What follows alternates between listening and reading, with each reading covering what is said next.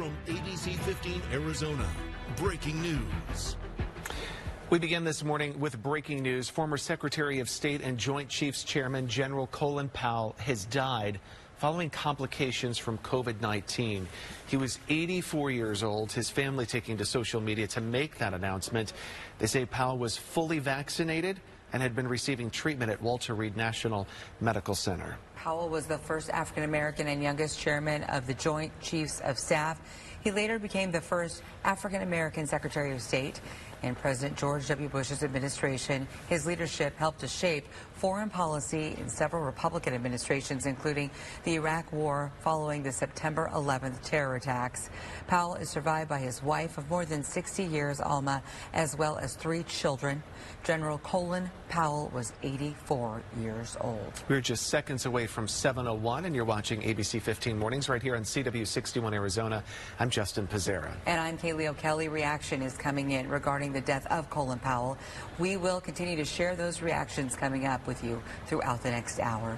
We, in the meantime, do want to get a check of our traffic to make sure you can get to where you need to be on time today. Yeah, our Noelani Graff is in this morning. Good morning, Nohe. Hey, good morning to you guys. Yeah, we're starting to see those backups across the valley now this morning. No big crashes to tell you about, but we are just seeing more higher traffic volume. So let's start in the West Valley. It gets pretty spotty with the slowdown. You're going to start slowing down as you approach the 101 Agua Fria, and then as you get closer to the stack this morning and through the downtown area. Coming down the 17, we're also slow in both directions right around Northern this morning, and then once you get through the Durango curve. Also, we're seeing some slowdowns this morning on the US 60 near El Mirage. That's not typical. There are no crashes there. We're just seeing more people on the road. North portion of the valley, we're also seeing more traffic happening on the 101 Agua Fria, and in the East Valley, the 202s are clear, but the 60 is starting to slow down as you head toward the 10 this morning.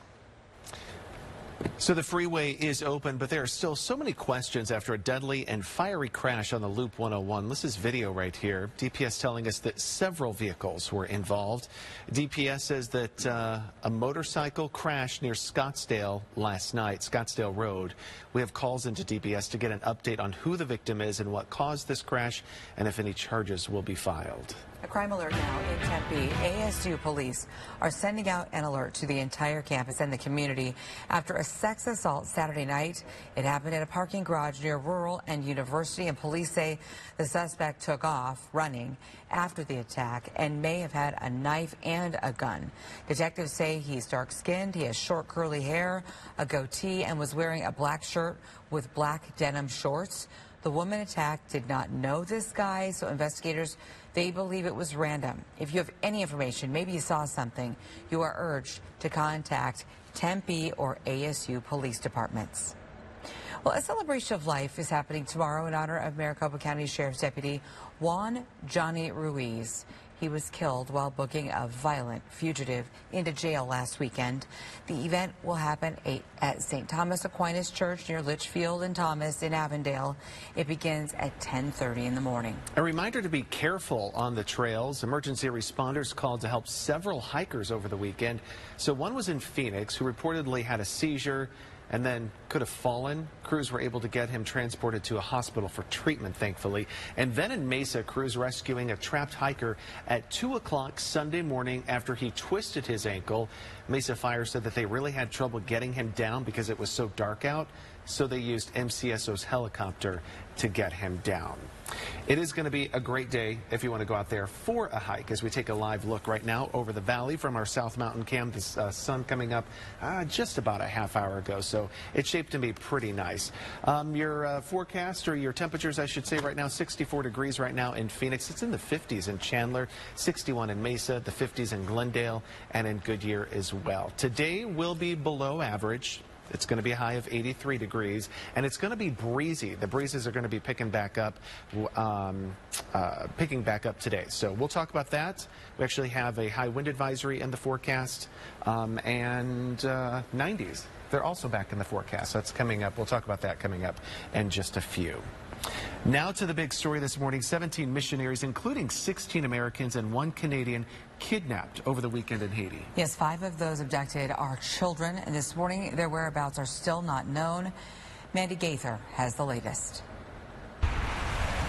According to the Ohio-based Christian Aid Ministries organization, 17 missionaries, including 5 children, were kidnapped just north of Haiti's capital on Saturday. Their whereabouts still unknown.